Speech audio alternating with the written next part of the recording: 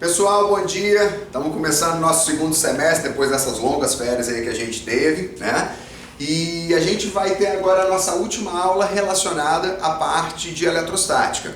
A gente vai ter nas próximas 2 semanas estudo de capacitores que envolve um pouquinho de eletrostática, mas o foco não seria esse, tá? Então hoje a gente finaliza. Aí você fala assim, mas professor, essa parte de eletrostática que a gente estudou lá, primeiro eletrização, depois força elétrica, campo elétrico, potencial elétrico, trabalho de força elétrica, né? O que está faltando para a gente ver? É que tudo que a gente estudou até o momento estava relativo a um ponto material, ou seja, todos os corpos que estavam carregados, eles não tinham, a gente não levava em consideração o tamanho desse corpo. O que a gente considerava era como se o corpo fosse um ponto ou um tamanho desprezível e analisava tudo o que acontecia nas redondezas desse corpo. Mas a gente nunca, foi indagado, a gente nunca estudou o que aconteceria com o campo elétrico na parte interna de um corpo, o que aconteceria com o potencial elétrico na superfície desse corpo. Então, o que a gente vai ver nessa aula é exatamente isso. Imaginar agora um corpo de grande dimensão e verificar o que acontece em cada parte, desse corpo. Então, olha o que eu vou propor aqui para vocês, tá? Imagine que eu tenho um corpo esférico, e esse corpo esférico ele é condutor, tá? E eu vou arrancar uma certa quantidade de elétrons desse corpo, e arrancando uma certa quantidade de elétrons desse corpo, ele vai ficar carregado positivamente. Lembra que cargas de mesmo sinal tendem a se repelir, então elas vão buscar sempre a maior distância possível entre elas. E essa maior distância elas vão conseguir sempre na superfície. É por isso que as cargas elas vão se localizar na superfície. A gente vai estudar ainda na aula de hoje, que se o corpo não tiver uma simetria perfeita, nas regiões onde a gente tem menos planificação, ou se preferir, região mais pontiaguda, a gente vai ter uma densidade superficial de carga maior, tá? Mas isso a gente vai falar no momento adequado. Primeiro eu queria que vocês pensassem assim, colocando um corpo esférico, a simetria ela é perfeita. Ele sendo condutor, ele vai permitir o deslocamento de cargas na sua estrutura. E permitindo esse deslocamento de cargas na sua estrutura, a gente vai ter uma uniformização de distribuição. Então a gente já pode dizer que esse corpo ele está em equilíbrio eletrostático, ou seja, ele está carregado, mas as cargas não estão mais se movimentando, elas já se distribuíram conforme a necessidade. Vamos considerar que esse corpo ele tem um raio R, e eu vou fazer uma medida de distância a partir do centro para a direita. Então pensem assim, se essa distância ela for maior do que o raio, que é o que eu estou colocando aqui, tá? Então imagine que esse raio é 1 metro e essa distância é 1,5 metros. Então a gente está falando de uma parte externa do corpo. Se a gente está falando de uma parte externa, não muda em nada o que a gente já estudou. Para calcular o campo elétrico é Kq dividido pela distância ao quadrado e para calcular o potencial elétrico é Kq dividido pela distância. Notem que absolutamente nada mudou. Agora, se essa distância, ela for igual ao raio, pensem, imagine que esse raio é de 1 metro. Eu vou caminhar do centro para a direita também 1 metro. Vocês concordam que eu vou chegar na superfície. E se eu chegar na superfície, como é que vai ser o comportamento do campo elétrico e como é que vai ser o comportamento do potencial elétrico? Notem que não vai ter nenhuma diferenciação, porque se a distância ela é igual ao raio, então só pega a mesma fórmula, que é Kq pela distância, mas a distância ela sendo igual ao raio, é só trocar o D pelo R. E o potencial, a mesma coisa, Kq dividido pelo raio. Você fala, legal, professor, então aparentemente ali na parte externa e na superfície, a gente não teve modificação em termos de interpretação de como calcular esse campo elétrico, esse potencial. Mas e na parte interna, como é que seria? Na parte interna é que tem uma diferença grande, E logicamente esse vai ser o foco que a gente vai tratar nesse momento inicial da aula. Então, eu vou colocar uma outra esfera, E vou pedir para que vocês acompanhem aqui. Imagine que eu tenho um corpo esférico, E nesse corpo esférico, vamos supor que eu joguei aqui, uma quantidade de 4 elétrons. Joguei exatamente nesse ponto. Considera que esse corpo ele é condutor e esses elétrons eles vão buscar a máxima distância possível entre eles. Então vamos pensar que os elétrons eles se deslocaram e se posicionaram nos locais onde eu estou desenhando aqui. Considere que esse elétron é o elétron número 1, considere que esse elétron é o elétron número 2, considere que esse elétron é o elétron número 3 e considere que esse elétron é o elétron número 4. E eu vou marcar um ponto exatamente no centro, Se eu quiser calcular o campo elétrico produzido por esse elétron aqui no centro e dos demais elétrons também, como é que a gente faria? Sempre unifique o ponto até o centro da carga, ou no caso ali o ponto até o centro do elétron, E sendo ele negativo, aqui vai estar o campo elétrico produzido pelo primeiro elétron, O campo produzido pelo segundo elétron vai estar desse jeito. O campo produzido pelo terceiro elétron vai estar desse jeito. E o campo produzido pelo quarto elétron vai estar desse jeito. Pensem agora comigo, do que depende o campo?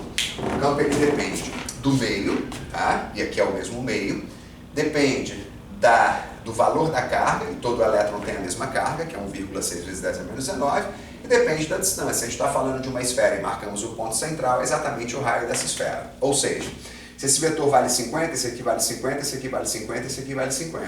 Então um vetor para a esquerda cancela um vetor para a direita, um vetor para cima cancela o vetor para baixo. O que a gente percebe então? Que o campo elétrico na parte central vai ser igual a zero. Você fala, professor, mas é só na parte central? Ou se a gente marcasse um outro ponto ali, a gente teria um campo elétrico nulo? Vamos pensar. Vamos imaginar de novo esses 4 elétrons, tá? Aqui de novo numa esfera. E agora eu vou marcar um pontinho mais deslocado. Notem que não está no centro, tá? Se eu for representar 1, 2, 3 e 4, notem, aqui está o campo produzido pelo primeiro elétron, tá? Então vamos representar ali, ó, campo do primeiro elétron. Aqui vai estar o campo do segundo elétron, aqui vai estar o campo do quarto elétron e aqui vai estar o campo do terceiro elétron. Então, ó, do 2, do 4 e do 3, tá? Aí talvez você me pergunte assim, mas professor, está me dando a impressão que você está representando os vetores aí com tamanhos diferentes. E na verdade estou. Por quê? Se o elétron 3 está mais afastado desse ponto, ele vai produzir menos campo. Se o elétron 1 está mais próximo desse ponto, ele vai produzir mais campo. Então notem que o maior é o do primeiro, por estar mais próximo. O 2 e o 4 são intermediários, por estarem numa distância intermediária. E o 3 é o menor de todos. Agora, olha que interessante isso aqui que eu vou... Pode manter ali, não tem problema não. Olha que interessante eu vou mostrar para vocês aqui. Se eu calcular essa resultante, já vou sair da frente, essa resultante entre o 4 e o 2, eu vou encontrar esse vetorzinho verde. E olha o que sobrou aqui nessa figura. Um vetor pequeno para baixo, um vetor médio para baixo e um vetor grande para cima. Vocês podem ter absoluta certeza que se vocês calcularem esses vetores, na hora que você somar esses dois aqui, porque eles estão apontando na mesma direção e sentido, eles vão ficar exatamente com o mesmo valor daquele cara lá em cima. Ou seja, eles vão tornar-se anular. Então eu já posso dizer para vocês, com absoluta certeza, na parte interna de um corpo em equilíbrio eletrostático, o campo elétrico é sempre igual a zero. Aí você fala, tá, professor, então, com relação ao desenho do campo, eu estou entendendo porque você fez aqui o desenho dos vetores, e a gente analisando vetorialmente, a gente vê que esses vetores eles se anulam. Mas, e se a gente for analisar o potencial? Lembra que o potencial não tem direção e sentido, tá? Então, se ele não tem direção e sentido, notem, se esse primeiro elétron produzir aqui no centro, tá? Vamos supor, menos 3 volts. Lembra que carga negativa produz potencial negativo. Esse outro elétron também vai produzir quanto? Menos 3 volts. Esse outro elétron vai produzir menos 3 volts. E esse outro elétron aqui vai produzir menos 3 volts. Para quem se perdeu, né? Para quem ficou perdido aí, ó. Isso eu estou supondo. Se o primeiro produzir menos 3, todos os outros vão produzir menos 3.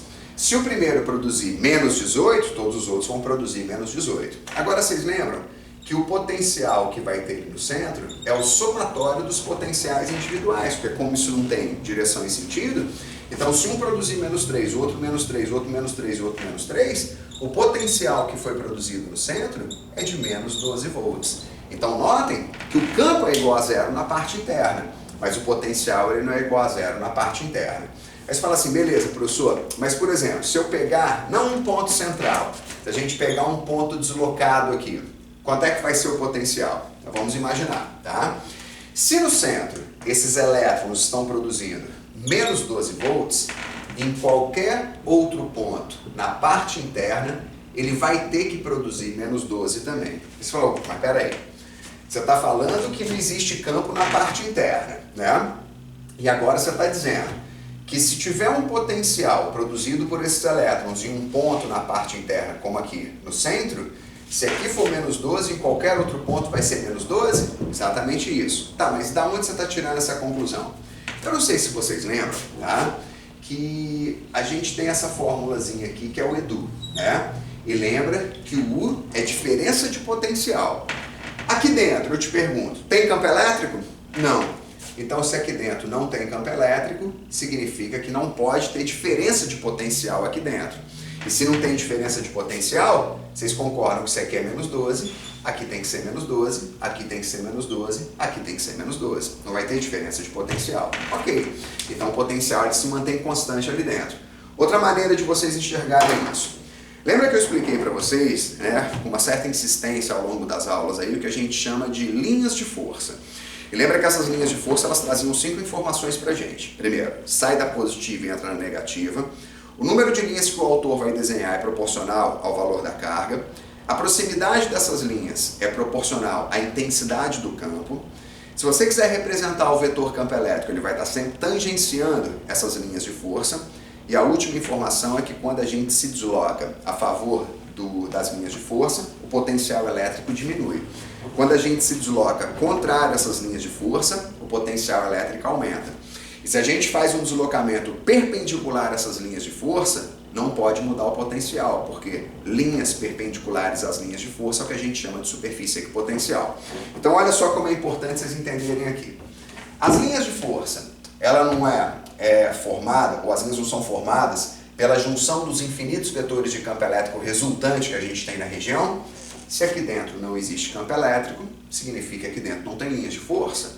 E se aqui dentro não tem linhas de força, pense, quando eu saio daqui e vou para cá, eu não estou indo a favor de uma linha de força para o potencial diminuir e também não estou indo contrário a uma linha de força para o potencial aumentar. Então a conclusão que a gente tira é que o potencial não sofre modificação. Então você tem 2 caminhos para poder explicar isso. Que não existe diferença de potencial só olhando para a fórmula do Edu, tá? Porque não existe campo elétrico, ou você pode pautar a sua informação no que a gente chama lá de linhas de força. Então, pessoal, olha o que eu vou colocar para vocês aqui nessa minha tabelinha, tá? Que na parte interna você vai ter um campo elétrico nulo e que na parte interna o potencial ele não sofre modificação. Então, se ele não sofre modificação, ele vai ter exatamente o mesmo valor que ele tem na superfície, tá?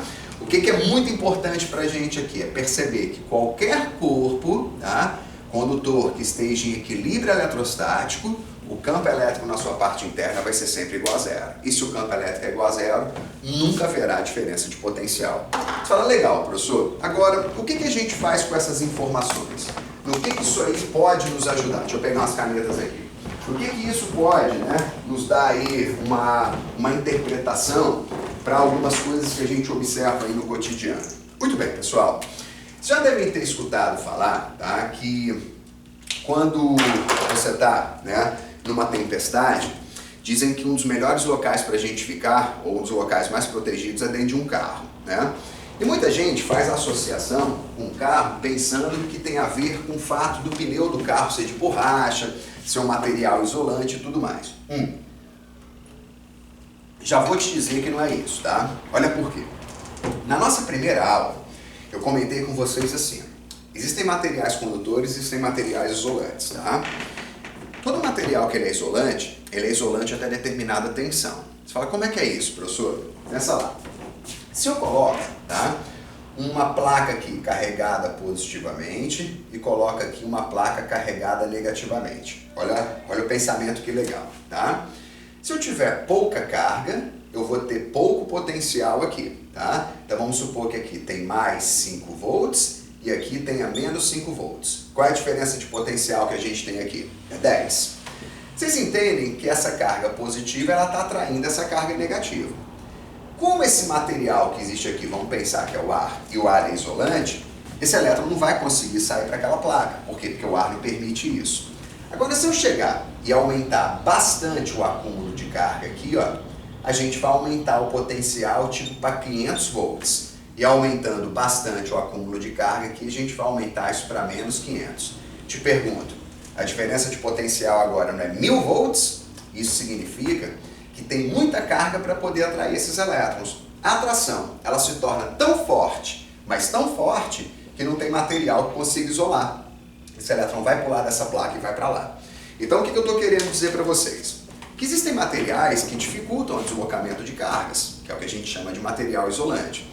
Mas se você for aplicando uma diferença de potencial cada vez maior, significa que você está tendo um acúmulo de carga cada vez maior e uma força cada vez maior sobre os elétrons para fazer a sua movimentação.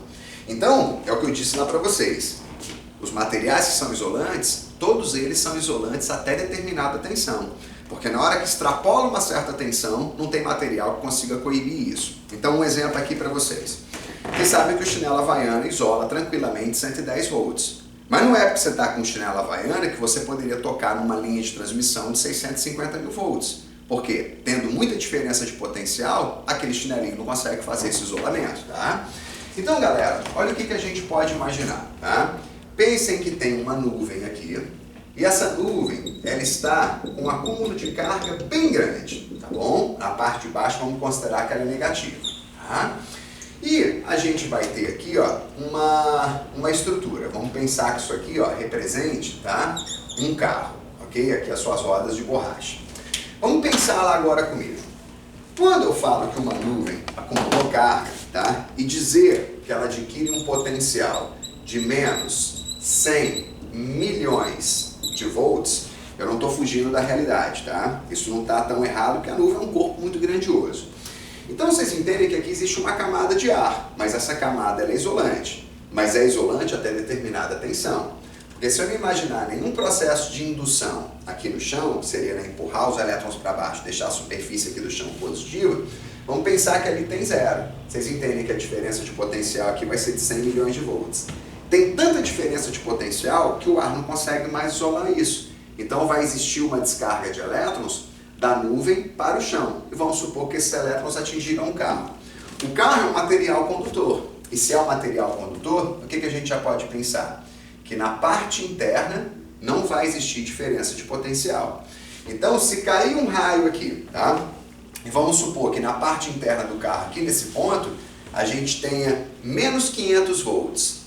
Na cabeça do cara vai ter menos 500, no pé vai ter menos 500, na barriga vai ter menos 500, e em qualquer ponto da parte interna você vai ter o mesmo potencial, porque lembra que ali dentro não tem campo elétrico. O que vai ocorrer então?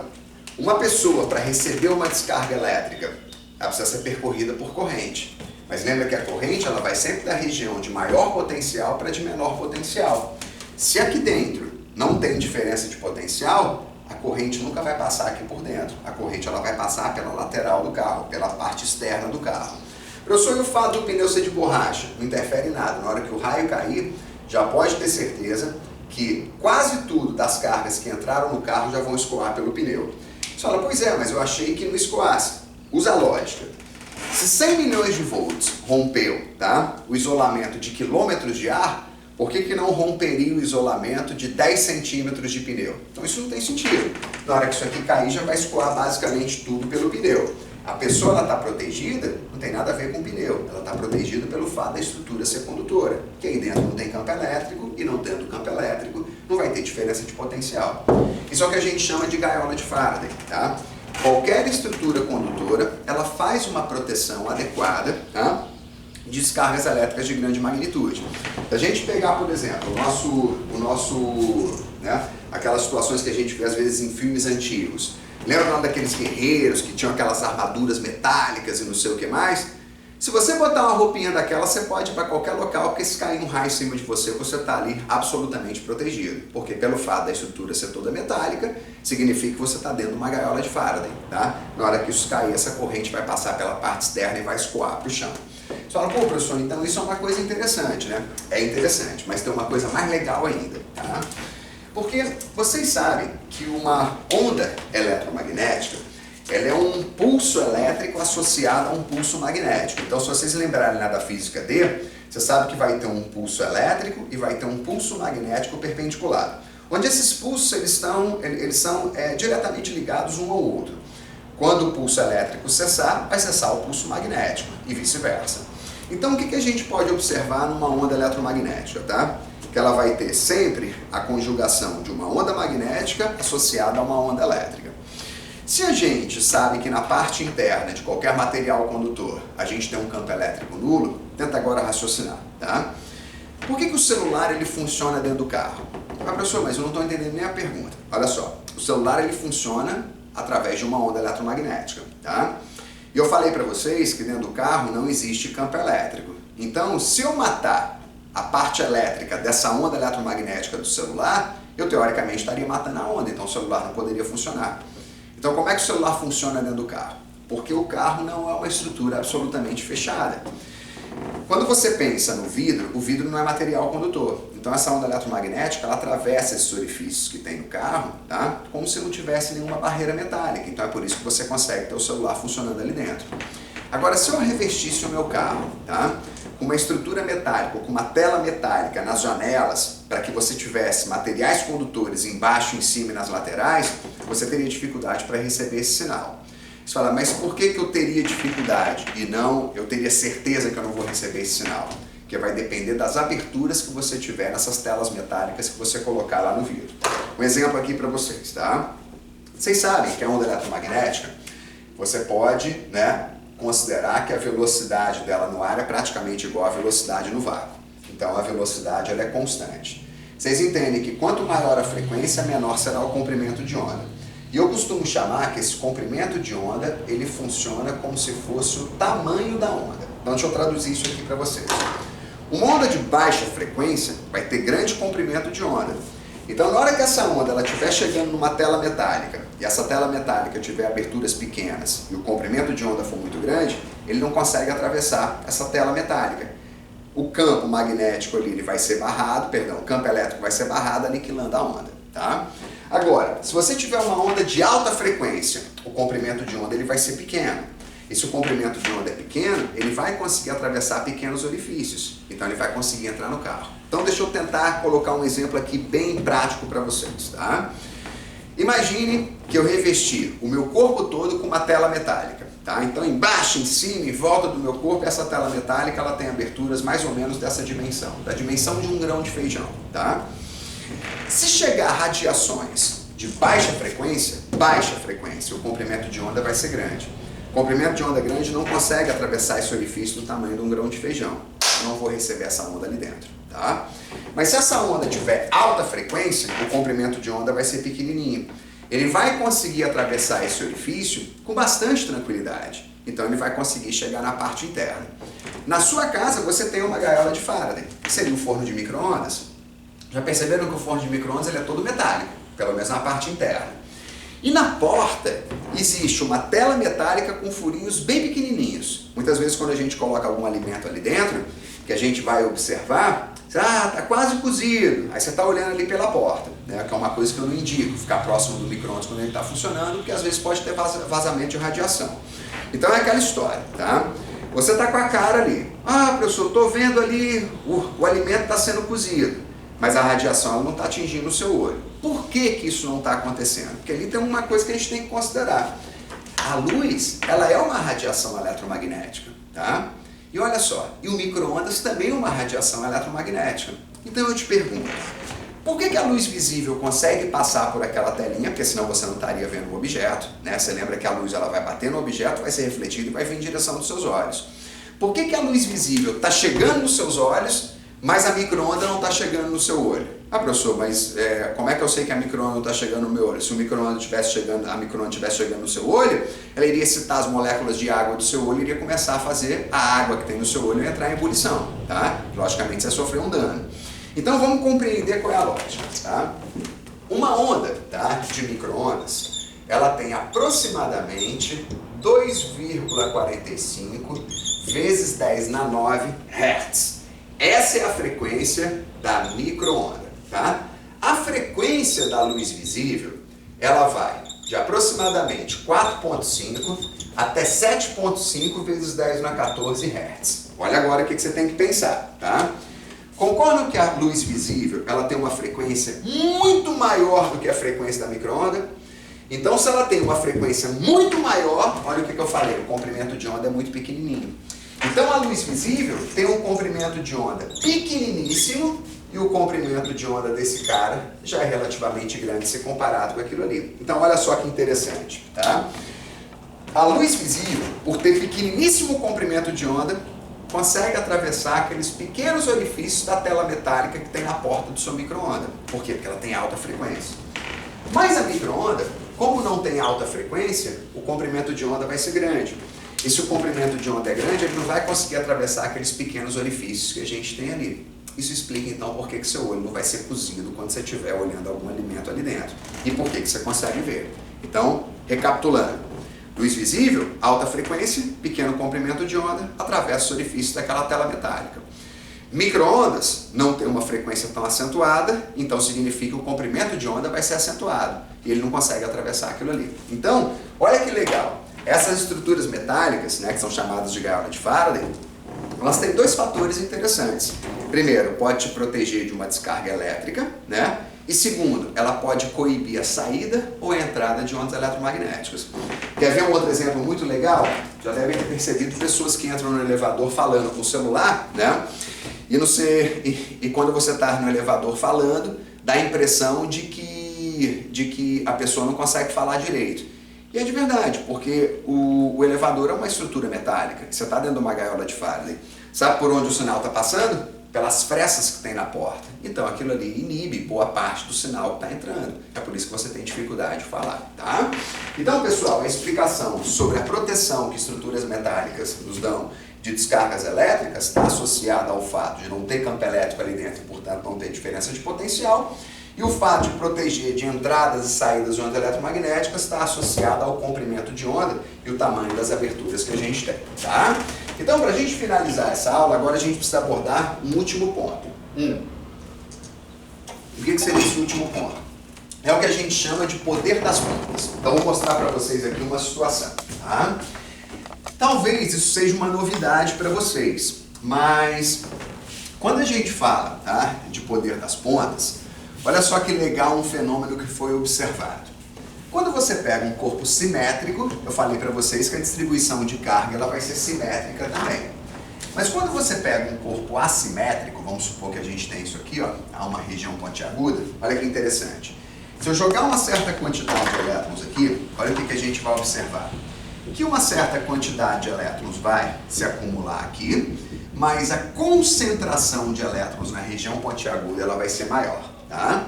Eles falam, mas professor, e na parte interna? Não, na parte interna continua o campo elétrico ele sendo igual a zero e continua o potencial elétrico ele sendo constante, da superfície para a parte interna, tá? Você fala, tá, mas por que isso ocorre? Então vamos lá, deixa eu lembrar vocês aqui. Quando a gente fala desse fenômeno que a gente chama de poder das pontas, tem uma maneira da gente determinar isso, tá? Vê se vocês concordam. Se eu pegar uma bolinha pequena, depois pegar uma bolinha maior, e depois pegar uma bolinha maior ainda. Imaginem que isso aqui tenha uma infinidade de bolinhas. Tipo 50 mil bolinhas cada vez maior.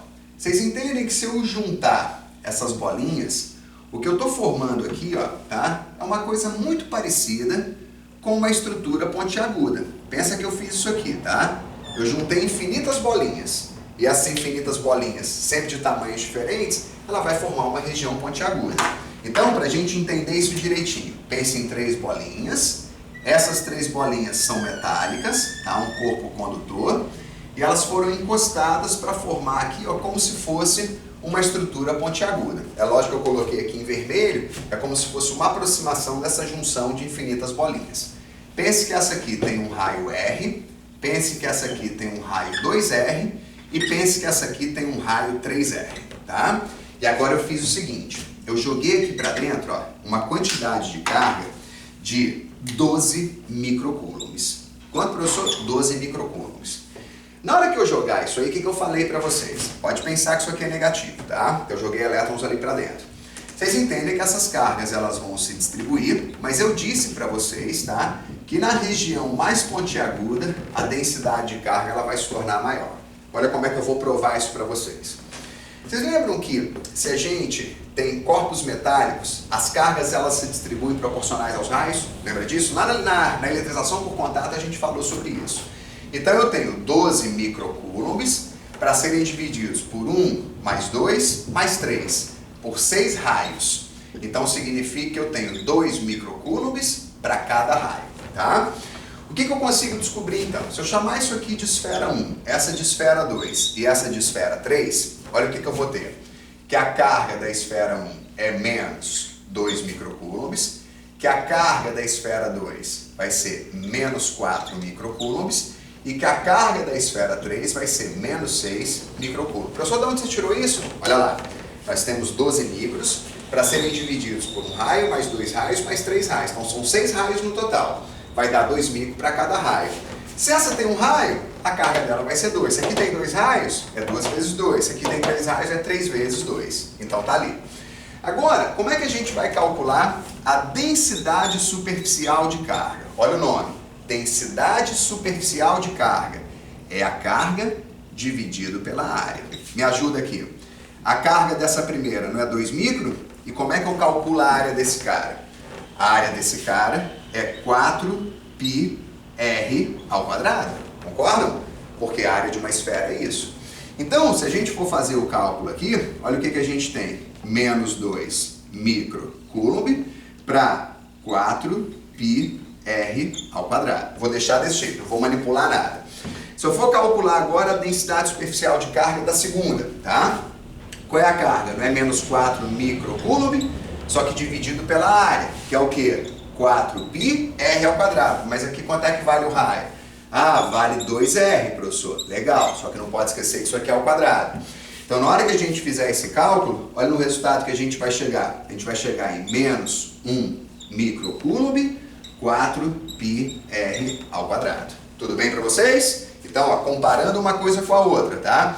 Já deu para perceber que o denominador é o mesmo, mas aqui está com o dobro daquilo ali. E se eu for calcular a densidade superficial de carga do terceiro, a carga é 6 microcoulomb, só que agora é dividido por 4π vezes 3r ao quadrado. Não pode esquecer disso aqui, tá?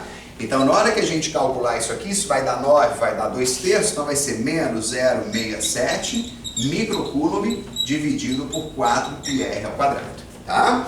Então, olha o que eu quero que vocês percebam. Essa esfera, ela tem menos carga do que aquela ali, mas a concentração de carga que ela tem, ela é maior. Aqui eu tenho o dobro da concentração do que eu tenho aqui, e aqui eu tenho uma concentração maior do que o que a gente tem ali. Então, notem uma característica. Quanto maior for o corpo, maior é a quantidade de carga, mas a densidade superficial vai ser menor. Se vocês quiserem uma leitura um pouco diferente, é assim. Se aqui tiver 1 centímetro quadrado, aqui 1 centímetro quadrado, aqui 1 centímetro quadrado, nesse 1 centímetro quadrado aqui tem bastante acúmulo de carga, nesse 1 centímetro quadrado tem menos acúmulo de carga e aqui menos acúmulo de carga ainda. Então isso prova o que a gente chama de poder das pontas, tá? Que quanto mais pontiagudo for o corpo, maior vai ser a quantidade de carga acumulada por centímetro quadrado. Aí você fala assim, mas professor, isso leva a gente a entender o quê? Pessoal, a parte mais interessante da aula ela vem agora, tá? Que agora a gente vai conectar isso tudo. Vocês lembram que eu comentei que quando passa uma corrente em algum local, ela vai produzir calor, tá? E na hora que ela produz calor, né, ela vai dar uma elevação de temperatura. Essa corrente que vem de um raio, por exemplo, para o chão, ela é uma corrente de milhares de amperes, tá? Então, quando essa corrente ela passa pelo ar, ela gera um tremendo aquecimento. E esse tremendo aquecimento ele sai de uma temperatura ambiente para uma temperatura de mais de 1000 graus Celsius, tá? Então, gostaria de saber o seguinte. Se o ar, tá, ele está numa temperatura, vamos imaginar, de 25 graus Celsius, se passa a ter 3000 graus Celsius, é lógico que a expansão dele vai ser violentíssima. E essa expansão do ar, tenta imaginar que o raio desceu por um veio de 1 centímetro de diâmetro, tá? Na hora que esse raio ele passar, ele não vai causar uma expansão? Vai. Na hora que causa essa expansão, essas moléculas de ar que expandiram, elas vão colidir com moléculas que não sofreram expansão. Então isso vai gerar uma onda de impacto. E essa onda de impacto é o que a gente chama de trovão. Então, na hora que acontece o raio, tá?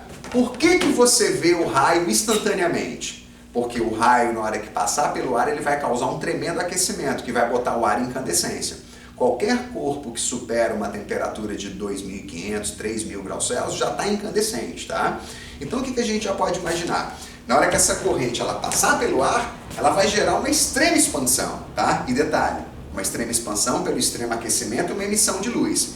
Essa luz emitida, ela chega no seu olho instantaneamente, porque a luz ela dá em torno de 7 voltas na Terra num único segundo. Então ela já chega no seu olho instantaneamente.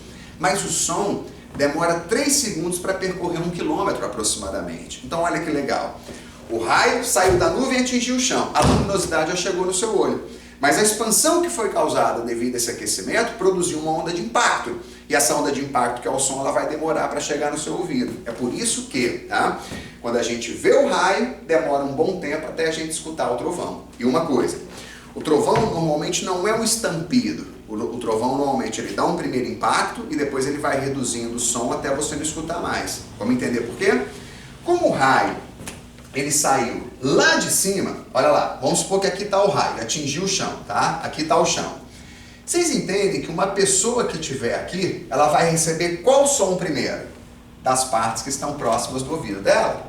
Depois vai receber o som das alturas medianas e depois vai receber o som das alturas maiores. Qual o som que vai chegar mais intenso no seu ouvido? Está mais próximo. É por isso que quando o raio acontece, você escuta primeiro o estampido e depois uma redução gradual do som até zerar o som, tá? Então, o que a gente pode dizer? Que o trovão é uma consequência do aquecimento do ar, que seria a expansão que gera essas ondas de impacto. Mas o raio que você vê também é também uma consequência do aquecimento, que ele vai atingir altas temperaturas. Você fala, professor, e a gente estuda sistemas de proteção? Cara, para a gente finalizar e a gente juntar tudo que a gente viu, olha como é legal isso aqui.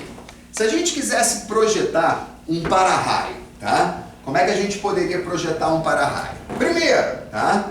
Eu poderia pegar um prédio, olha só que legal, poderia pegar um prédio, né? Imagine que isso aqui seja um prédio, e eu vou encher de cabos de aço na estrutura do prédio, tá? Então vou colocar aqui uma grade, ó, de cabos de aço passando aqui na frente do prédio, cabos de aço passando na lateral do prédio e amarras de cabos de aço aqui, ó, tá? Isso em toda a estrutura do prédio. Deixa eu te perguntar, o que eu fiz com o prédio? Coloquei ele dentro de uma estrutura metálica.